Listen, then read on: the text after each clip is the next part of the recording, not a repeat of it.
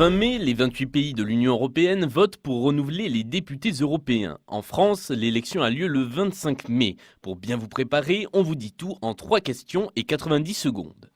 Qui élit-on? Les électeurs vont choisir des députés européens qui siègent au Parlement européen de Strasbourg pour 5 ans. Il y en a 751 en tout et la France dispose de 74 sièges. Comme pour les députés de l'Assemblée nationale, la France est découpée en circonscriptions. Elles sont 8, Nord-Ouest, Est, Ouest, Sud-Ouest, Sud-Est, Massif central-centre, Île-de-France et Outre-mer. Les candidats ne représentent pas que leur parti, mais aussi un parti européen.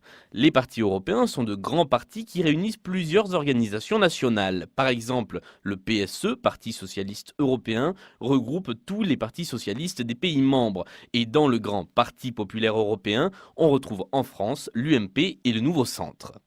Comment se déroule l'élection? Il n'y a qu'un seul tour et on vote pour des listes de candidats. C'est une élection à la proportionnelle, cela signifie que tous les partis qui réunissent plus de 5% des voix gagnent des sièges, et plus il y a de voix, plus il y a de sièges. À quoi servent les députés européens? Leur première tâche après l'élection, c'est de désigner le président de la Commission européenne, en quelque sorte le gouvernement de l'Union européenne. Actuellement, le président, c'est José Manuel Barroso. Ensuite, les députés votent le budget et tous les textes qui définissent les règles, comme par exemple la vente des cigarettes électroniques permise chez les buralistes et pas en pharmacie.